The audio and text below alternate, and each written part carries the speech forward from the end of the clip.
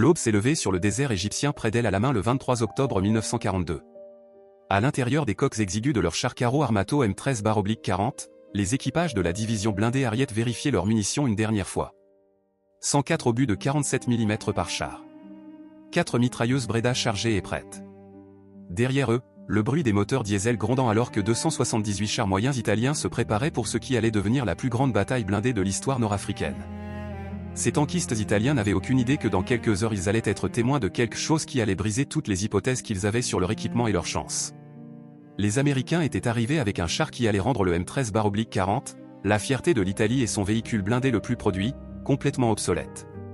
Ce qui a suivi n'était pas simplement une défaite militaire, mais une révélation qui allait transformer des milliers de soldats italiens, de croyants en la propagande fasciste en témoins de la puissance industrielle américaine. Ceci est l'histoire de la façon dont les équipages de chars italiens ont découvert à travers le feu et l'acier qu'ils menaient une guerre avec un équipement désespérément surclassé. Une transformation si complète qu'elle allait changer non seulement des soldats individuels, mais le destin d'une nation entière. Les graines de cette révélation ont été plantées des années auparavant dans les salles de conception de Fiat Ansaldo en 1937. L'armée royale italienne avait émis des spécifications pour un nouveau char moyen destiné à remplacer les vieux tankettes L3 et le défaillant M11/39. Le résultat fut le Carro Armato M13/40, nommé d'après son poids prévu de 13 tonnes et son année d'introduction prévue de 1940. Sur le papier, le M13/40 semblait formidable. Il montait un canon Breda de 47 mm dans une tourelle entièrement rotative, une amélioration significative par rapport à son prédécesseur qui avait un canon monté sur la coque. Le blindage variait de 30 mm sur la coque frontale à 42 mm sur l'avant de la tourelle. 4 membres d'équipage opéraient le char, un conducteur, un mitrailleur opérateur radio, un commandant-tireur et un chargeur. Le moteur diesel, un Fiat SPA8 et produisant 125 chevaux, lui donnait une vitesse maximale de 32 km/h et une excellente autonomie. La production a commencé fin 1940 dans les usines Ansaldo et Fiat qui fournissaient les moteurs et Breda qui livraient les armes. En décembre 1940, la production mensuelle atteignait 60 à 70 chars. Plus de 700 unités du M13/40 allaient sortir des chaînes de montage avant que la production ne se déplace vers la variante améliorée M14/41. Au total, plus de 3000 chars seraient construits sur ce châssis ou ses dérivés, fournissant l'essentiel des forces blindées italiennes tout au long de la guerre. Les commandants de chars italiens croyaient initialement que le M13/40 représentait leur entrée dans la guerre blindée moderne. Le canon de 47 mm pouvait pénétrer les chars de croisière britanniques à portée normale. Le blindage protégeait contre les canons britanniques de 2 livres. Ils se sentaient prêts à combattre, mais ces tankistes étaient sur le point d'apprendre une dure leçon. La guerre moderne n'était pas statique, c'était une course, et l'Italie avait déjà pris du retard avant même que le premier coup ne soit tiré. Les premiers chars M13/40 sont arrivés en Afrique du Nord fin 1940, équipant la brigade Babini. Ces équipages ont reçu environ 25 jours de formation en chars avant le déploiement, une fraction de ce que les équipages britanniques ou allemands recevaient. La plupart des unités étaient formées à la hâte, manquant de cohésion et d'expérience.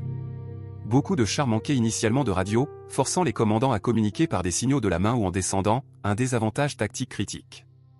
Le baptême du feu est venu en décembre 1940 pendant l'opération Compass, une offensive britannique.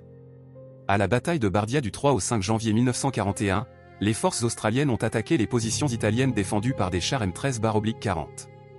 En 3 jours de combat, les Australiens ont subi 456 pertes. Les Italiens ont perdu 40 000 hommes, dont 2 000 tués, 3 000 blessés et 36 000 capturés. Les tankistes italiens qui ont survécu à Bardia ont rapporté la confusion. La plupart des véhicules n'avaient pas de radio. Quand l'artillerie britannique a ouvert le feu, les chars ne pouvaient pas coordonner leur réponse. Les chars étaient détruits avant même de pouvoir engager l'ennemi. Ceux qui ont tiré ont trouvé leurs obus efficaces contre les chars légers britanniques, mais les équipages étaient trop peu nombreux, trop dispersés, trop mal préparés. Le problème n'était pas entièrement le char lui-même. Au début de 1941, le canon principal du M13/40 pouvait pénétrer la plupart des chars de croisière britanniques à portée de combat normale. Son blindage était comparable à celui d'adversaires comme le Crusader britannique. La conception était conventionnelle mais adéquate pour son époque. La vraie faiblesse résidait dans la formation, la doctrine et le soutien. Les équipages de chars italiens manquaient d'instructions appropriées dans les tactiques d'armes combinées. Les véhicules de récupération étaient pratiquement inexistants, ce qui signifiait que les chars handicapés étaient souvent abandonnés. L'entretien dans l'environnement désertique hostile dépassait les mécaniciens mal formés. Les lignes d'approvisionnement s'étendaient sur des centaines de kilomètres de côtes africaines. En avril 1941, lorsque l'Africa Corps allemand est arrivé en force, les Italiens alignaient environ 240 chars M13 et M14 en service de première ligne. Ces équipages avaient appris de dures leçons des premières défaites. La formation s'était améliorée. De nouveaux centres de formation de chars ont été ouverts en Italie. Les équipages sont devenus plus compétents. Les radios sont devenus un équipement standard. Les tankistes italiens ont appris à travailler avec les unités allemandes. Ils pouvaient se battre, et ils se sont battus. À la première bataille de Bir el-Gubi le 19 novembre 1941, les chars M13-40 de la division Ariete ont engagé les blindés britanniques dans une bataille d'une journée. L'engagement a démontré que les équipages italiens améliorés pouvaient tenir tête aux chars cruzadés britanniques armés de canons de 2 livres de 40 mm. Les deux chars étaient vulnérables aux armes de l'autre. Les deux avaient des faiblesses et des forces. La bataille a fait rage à travers le désert alors que des colonnes de fumée s'élevaient des véhicules en feu. En fin d'après-midi, les forces britanniques se sont retirées, laissant derrière elles 42 à 52 crusaders détruits selon diverses estimations. Les Italiens ont perdu 34 chars. C'était une victoire tactique qui montrait que les tankistes italiens avaient fait du chemin depuis la confusion de Bardia. Ils avaient appris leur machine, ils comprenaient le tir et la manœuvre. Avec une formation et un soutien approprié, ils pouvaient égaler leurs adversaires. Pendant les batailles de Gazala en mai et juin 1942, les blindés italiens ont continué à se montrer efficaces dans certaines circonstances. Le 12 juin 1942, les chars M13-40 de la division motorisée Trieste ont engagé des chars grandes britanniques dans les combats au sud de Knightsbridge. Plusieurs chars alliés ont été détruits dans l'engagement.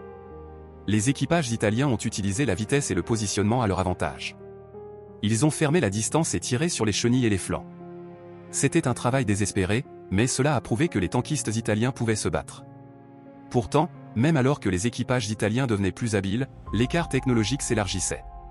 Au début de 1942, les Britanniques ont commencé à déployer le char moyen M3 Grant de construction américaine en nombre significatif. Le Grant montait un canon de 75 mm dans un sponson de coque et un canon de 37 mm dans la tourelle. Bien que le canon de coque ne puisse traverser que 15 degrés, il dépassait en portée l'arme italienne de 47 mm et pouvait pénétrer le blindage italien à des distances où les obus italiens étaient inefficaces. Les faiblesses du M13-40 devenaient plus apparentes avec chaque mois qui passait.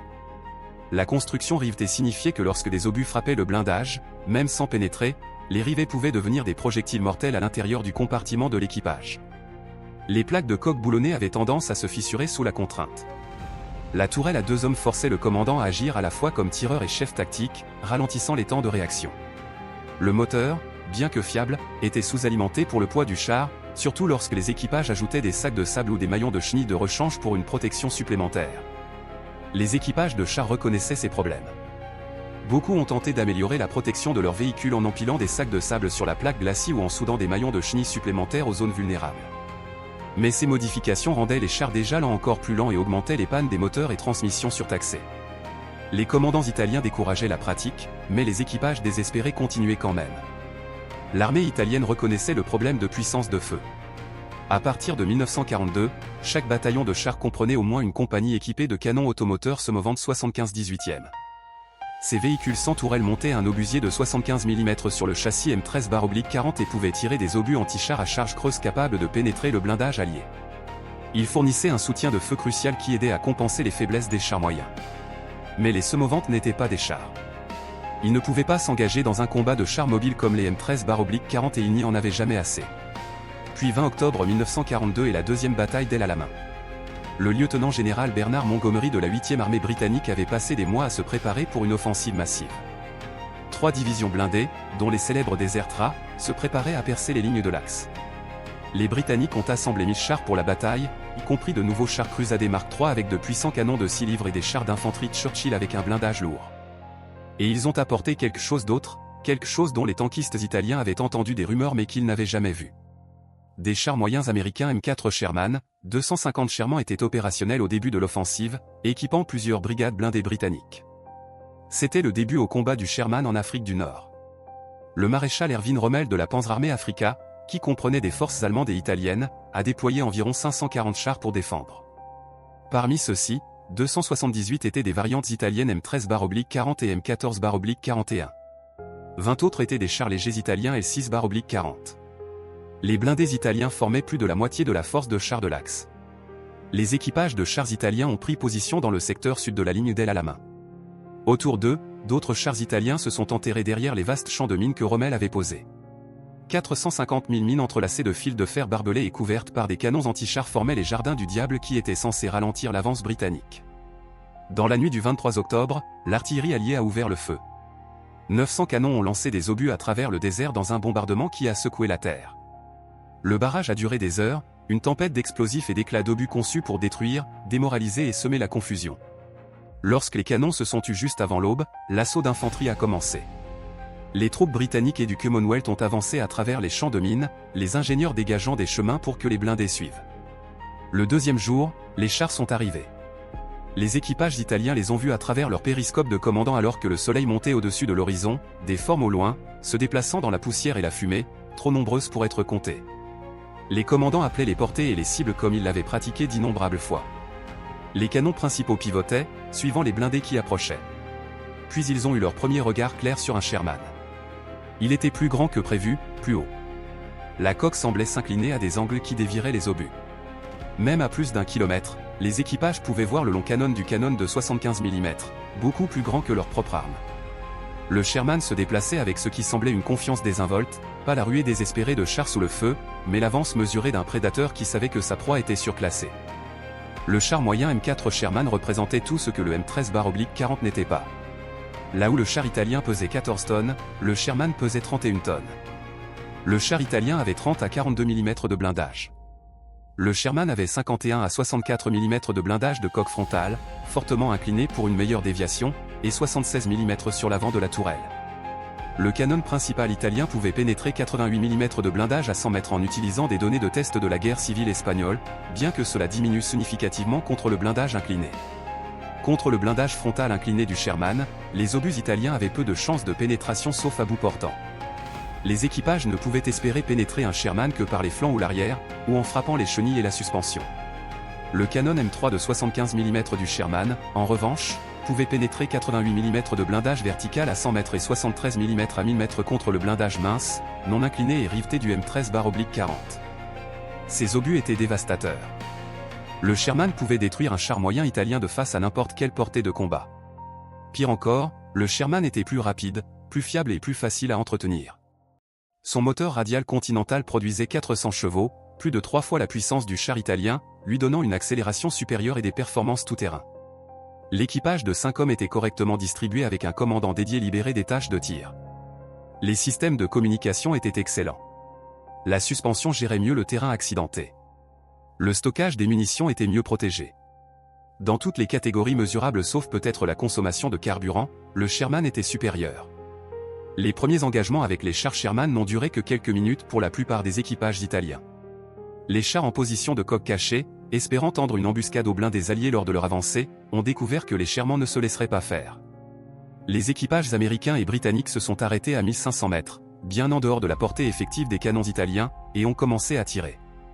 Ils avaient une excellente optique et une formation. Ils prenaient leur temps pour choisir méthodiquement les cibles. Les obus Sherman pénétraient les tourelles frontales et les coques italiennes. Les chars explosaient lorsque les munitions détonnaient. D'autres ont pris feu. Lorsque les obus frappaient sans pénétrer complètement, la construction rivetée s'avérait mortelle. Les rivets se cisaillaient et devenaient des éclats d'obus à l'intérieur des compartiments d'équipage, tuant et blessant les hommes même lorsque le blindage tenait. Les équipages italiens ordonnaient à leurs conducteurs de reculer pour obtenir une meilleure couverture, mais les Sherman utilisaient leur portée, leur blindage et leur mobilité supérieure pour dicter les conditions d'engagement. Ce schéma se répétait sur tout le champ de bataille. Les équipages italiens se battaient avec un courage désespéré, essayant de fermer la portée où leurs canons pourraient être efficaces. Mais les Sherman restaient à distance, utilisaient des positions de coque cachée, se coordonnaient avec l'infanterie et l'artillerie.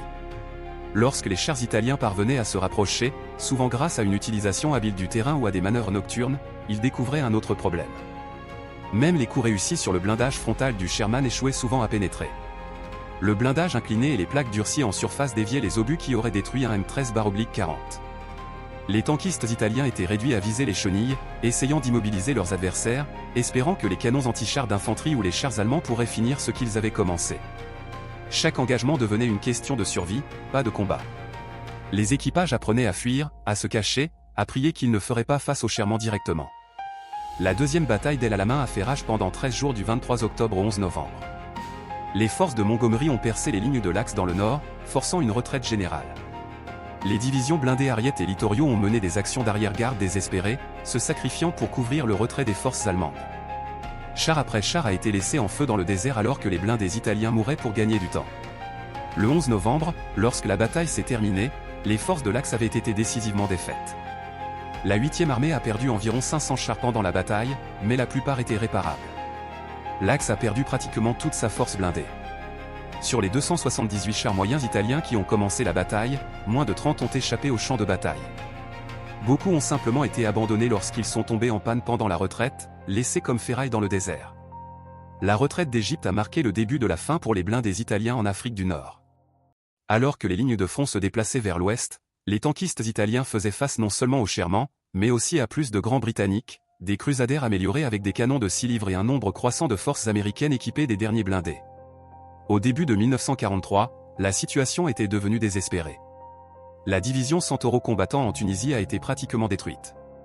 Les chars M13 et M14 restants étaient complètement dépassés technologiquement. Leurs canons principaux étaient inutiles contre les chars moyens alliés sauf à bout portant, alors que ces mêmes chars alliés pouvaient détruire les blindés italiens à distance. Les équipages italiens ont eu recours à des tactiques désespérées. Ils ciblaient les chenilles et les suspensions des chars plutôt que d'essayer de pénétrer le blindage. Ils s'appuyaient fortement sur les canons automoteurs semoventes de soutien et l'artillerie tractée. Ils attaquaient la nuit quand c'était possible, essayant de se rapprocher sous le couvert de l'obscurité. Ils utilisaient le terrain de manière magistrale, tendant des embuscades depuis des positions inattendues. Mais les tactiques ne pouvaient compenser qu'une partie de l'infériorité matérielle. La fin est venue en mai 1943. Le général Jürgen von Arnim a rendu les forces restantes de l'Axe en Tunisie. Environ 250 000 soldats allemands et italiens sont devenus prisonniers. Parmi eux se trouvaient les survivants des unités blindées italiennes, des tankistes qui avaient combattu depuis les premiers jours en Libye jusqu'aux défaites catastrophiques en Égypte et en Tunisie. Ces hommes sont entrés en captivité alliés avec un mélange de soulagement et de honte. Soulagement que les combats soient terminés, qu'ils aient survécu. Honte que l'Italie ait été si complètement défaite, que leurs chars se soient révélés si inadéquats, que tout leur sacrifice n'ait rien accompli. Mais la captivité allait apporter ses propres révélations, celles qui allaient s'avérer encore plus psychologiquement dévastatrices que les défaites sur le champ de bataille. Ils allaient voir une capacité industrielle qui rendait leur perte au combat non seulement compréhensible, mais inévitable. Plusieurs milliers de prisonniers italiens ont été expédiés aux États-Unis. Le voyage à travers l'Atlantique à l'été 1943 a pris 2 semaines à bord de navires Liberty américains. Ces navires eux-mêmes étaient des monuments à la puissance industrielle américaine. Le célèbre SS Robert E. Peary avait été lancé après seulement 4 jours, 15 heures et 29 minutes de construction au chantier naval Kaiser à Richmond en Californie en novembre 1942. Bien que l'aménagement supplémentaire ait prolongé le temps de livraison totale, la construction normale était en moyenne de 30 à 42 jours en 1943. Ces navires produits à un rythme approchant 3 par jour au maximum dans plusieurs chantiers navals revenaient de la livraison de fournitures au théâtre européen. Les prisonniers italiens ont remarqué l'abondance immédiatement. Les marins américains mangeaient des repas qui comprenaient de la viande fraîche, des légumes, du pain blanc et du lait. Le gaspillage choquait les Italiens. Les marins jetaient de la nourriture à moitié mangée, du pain restant, des portions excédentaires. Des choses qui auraient été précieuses en Italie étaient jetées sans réfléchir parce que l'approvisionnement semblait infini. L'équipage américain mangeait mieux que les officiers italiens. Ils se plaignaient de la qualité de la nourriture tout en mangeant des steaks et des fruits frais. Ils jetaient en une journée ce que les familles italiennes considéreraient comme une ration d'un mois. Lorsque les navires se sont approchés de la côte américaine et ont accosté à Norfolk en Virginie en août 1943, les prisonniers ont reçu leur première vue de l'infrastructure industrielle américaine. La base navale s'étendait sur des milliers d'hectares. Des dizaines de navires chargeaient et déchargeaient simultanément. Des grues électriques soulevaient des cargaisons qui auraient nécessité des gangs de travailleurs en Italie. Le port fonctionnait 24 heures sur 24, illuminé par des lumières électriques même la nuit. D'anciens ouvriers d'usines des villes industrielles italiennes comptaient des dizaines de cargos à différents stades de chargement. Ils notaient dans leurs lettres à la maison que chaque grue déplaçait plus de matériel en une heure que les dockers italiens ne pouvaient en gérer en une journée. Tout fonctionnait à l'électricité, tout était mécanisé, tout était efficace à une échelle qui semblait impossible. Les prisonniers ont été chargés dans des trains pour le transport à l'intérieur des terres. Pas des wagons de marchandises, mais des voitures de passagers avec des sièges rembourrés.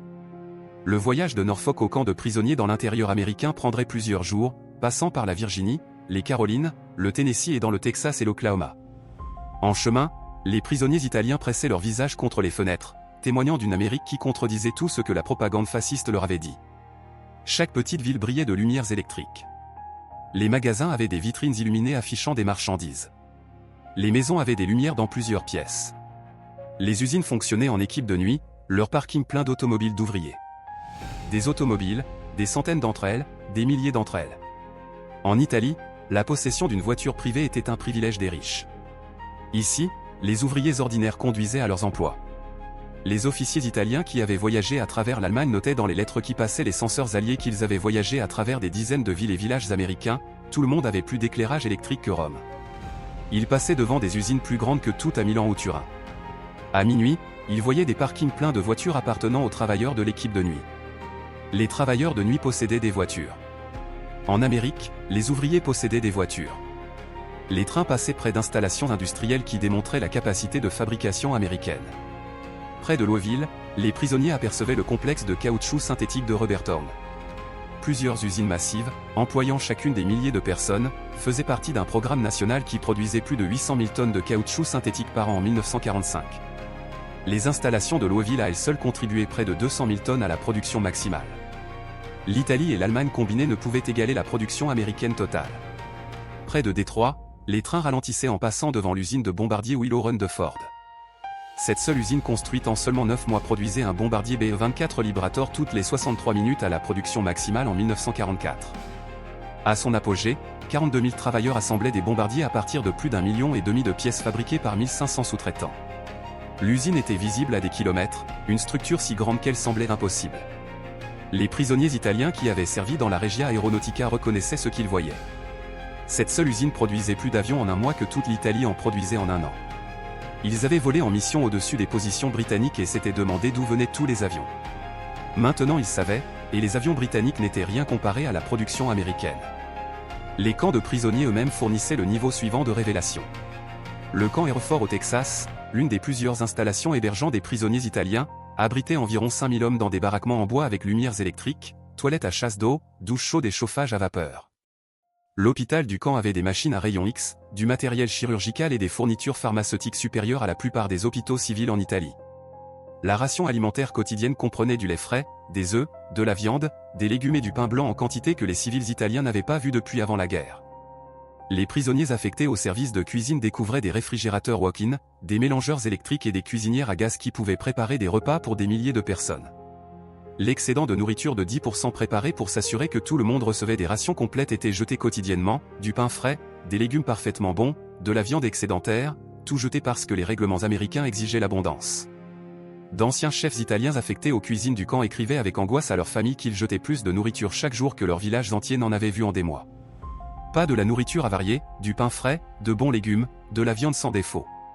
Les Américains exigeaient l'excès pour garantir que personne n'ait faim. Ils en avaient tellement que le gaspillage était une politique, pas un échec. À l'automne 1943, la pénurie de main-d'œuvre dans l'agriculture américaine a conduit les prisonniers italiens à travailler dans les champs et les usines selon les règles de la Convention de Genève.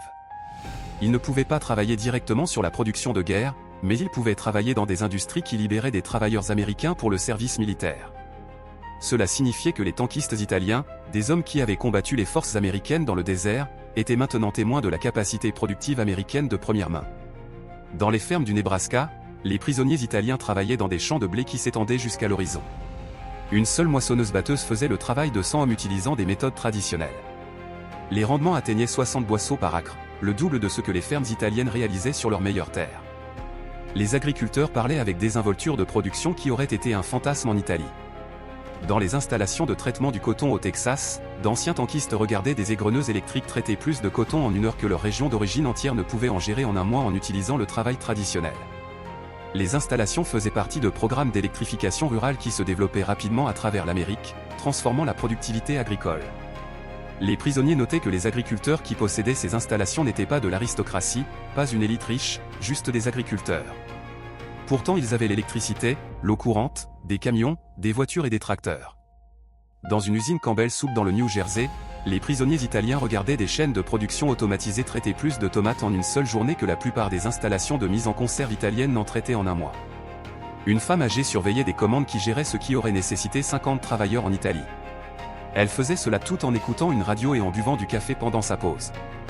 L'usine fonctionnait avec un personnel squelettique parce que la plupart des jeunes travailleurs étaient en service militaire. Pourtant la production dépassait les niveaux de temps de paix. Les tankistes italiens travaillant dans des dépôts d'approvisionnement militaire aidaient à décharger du matériel et obtenaient un aperçu de la logistique américaine. Ils voyaient des entrepôts pleins de pièces de rechange pour chars, camions et avions. Ils regardaient des trains arriver quotidiennement avec des obus d'artillerie, des munitions de mitrailleuses et des moteurs de remplacement. L'abondance était stupéfiante. Ils s'étaient demandé en Afrique pourquoi les Américains et les Britanniques ne semblaient jamais manquer de fournitures. Maintenant ils comprenaient. Les Américains n'avaient pas de lignes d'approvisionnement, ils avaient des rivières d'approvisionnement, des océans d'approvisionnement. Ils produisaient tellement que la pénurie était impossible. La transformation des prisonniers italiens s'est accélérée fin 1943 et jusqu'en 1944. Les preuves cumulatives, les observations quotidiennes, les faits irréfutables de la suprématie industrielle américaine ont brisé la propagande qu'on leur avait donnée pendant des années. On leur avait dit que les démocraties étaient faibles, que le système fasciste de l'Italie était plus efficace, que la société américaine était en déclin. Tout ce qu'ils voyaient prouvait le contraire. Les officiers italiens assistaient à des cours éducatifs offerts dans les camps. Les universités américaines fournissaient des programmes par correspondance, des professeurs donnaient des conférences sur la démocratie, l'économie et le gouvernement constitutionnel. Les conférences n'étaient pas de la propagande au sens brut. C'étaient des arguments raisonnés soutenus par la réalité observable. Les officiers écrivaient à leurs familles qu'on leur avait dit que les démocraties ne pouvaient pas égaler la production de l'Axe parce qu'elles valorisaient le profit plutôt que le service national.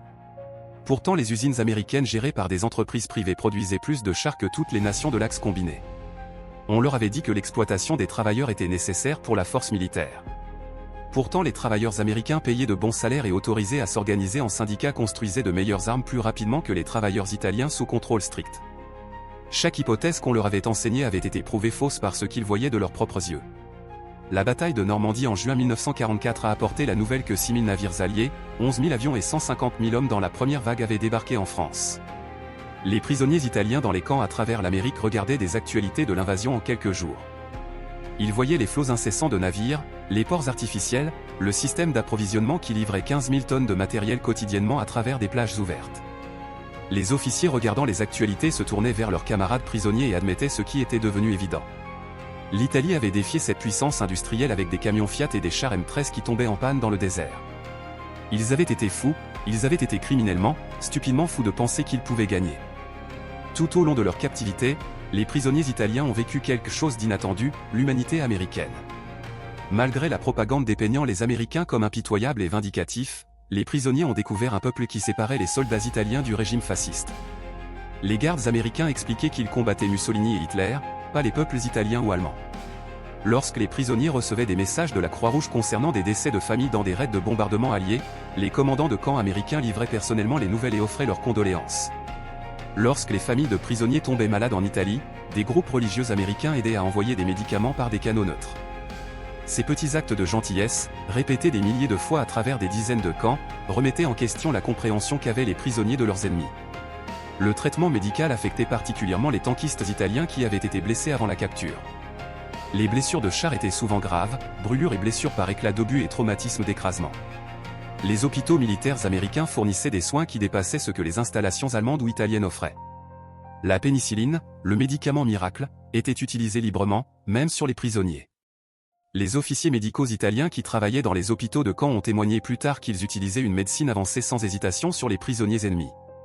Les soldats qui seraient morts de blessures infectées dans les hôpitaux italiens se rétablissaient parce que les Américains leur donnaient de la pénicilline.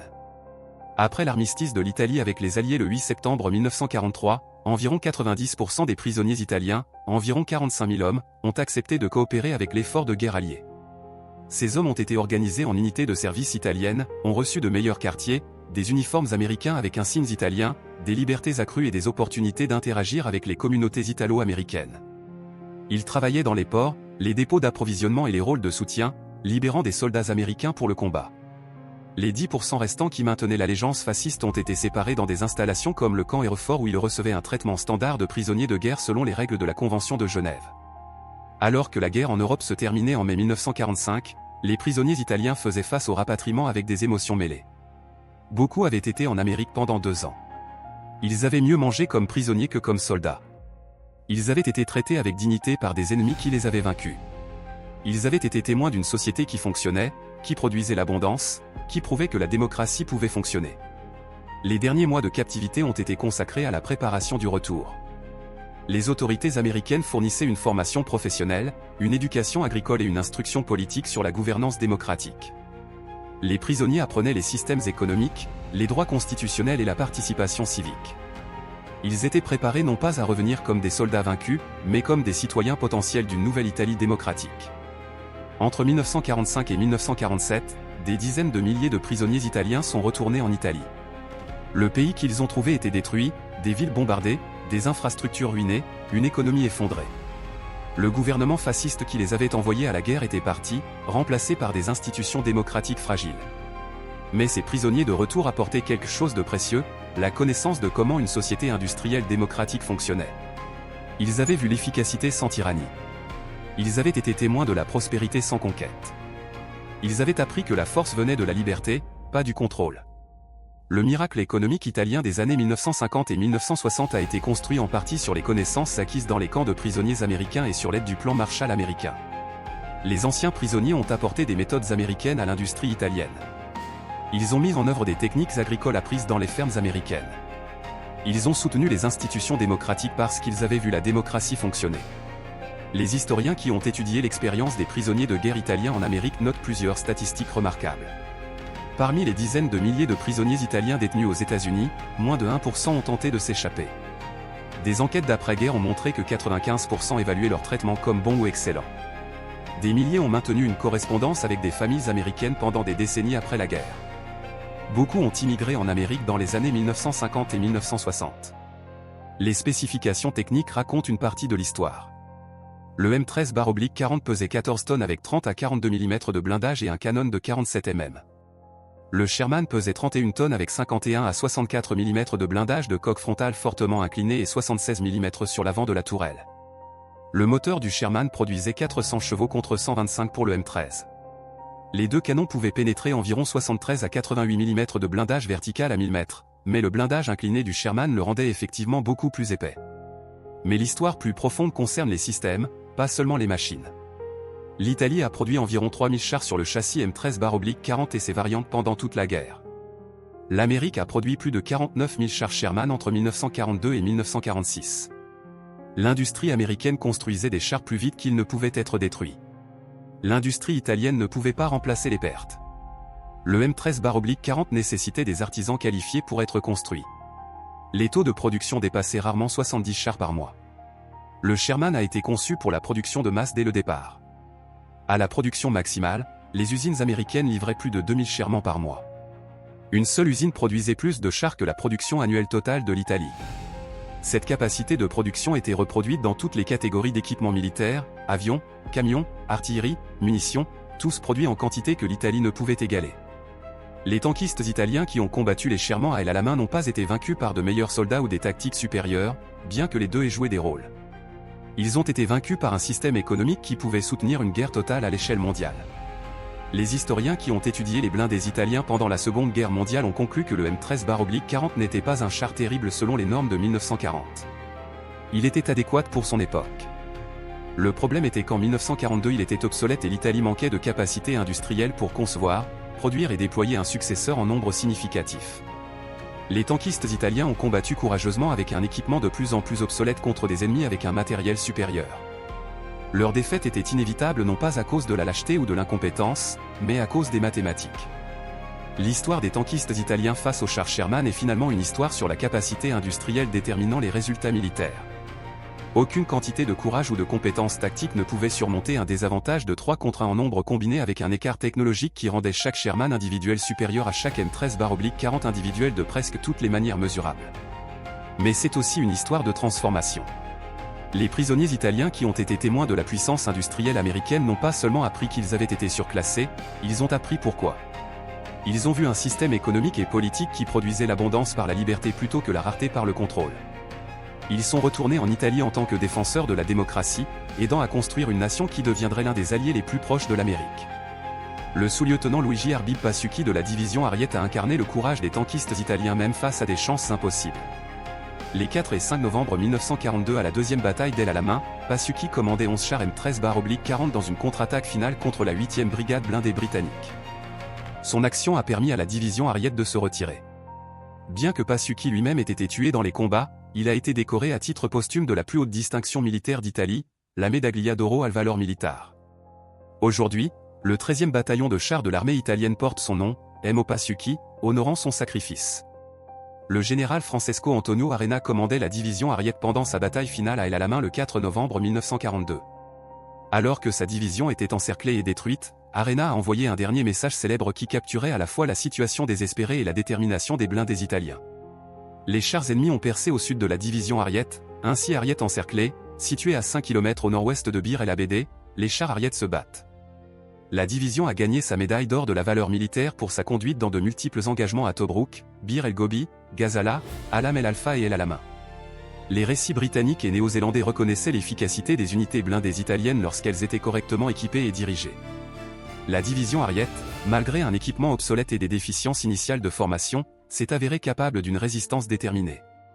L'historien britannique John Latimer a évalué que les soldats italiens étaient robustes et endurants et qu'à d'innombrables occasions ils se sont battus aussi bravement que n'importe quel soldat au monde.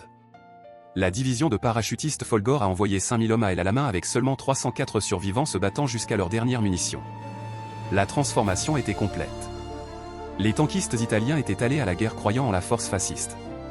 Ils ont rencontré des chars Sherman et ont découvert que leur équipement était désespérément surclassé. Ils sont devenus prisonniers et ont été témoins du système industriel qui rendait leur défaite inévitable. Ils sont rentrés chez eux en tant que défenseurs du capitalisme démocratique qui les avait battus, aidant à construire une nouvelle Italie alliée à la nation qui avait écrasé leurs chars dans le désert. Au final, la victoire de l'Amérique sur les blindés italiens n'était pas seulement militaire, elle était idéologique, économique et complète. Les équipages de M13-40 qui ont combattu à El Alamein ont quitté le champ de bataille vaincu. Mais ceux qui ont vécu la captivité américaine sont partis transformés, ramenant en Italie des graines de démocratie qui aideraient à créer la nation prospère et libre qui existe aujourd'hui.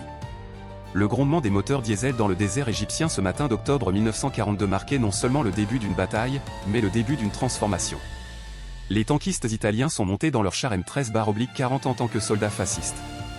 Ils sont sortis de la guerre en tant que témoins d'un meilleur système, un système qui façonnerait l'avenir de l'Italie pour les générations à venir.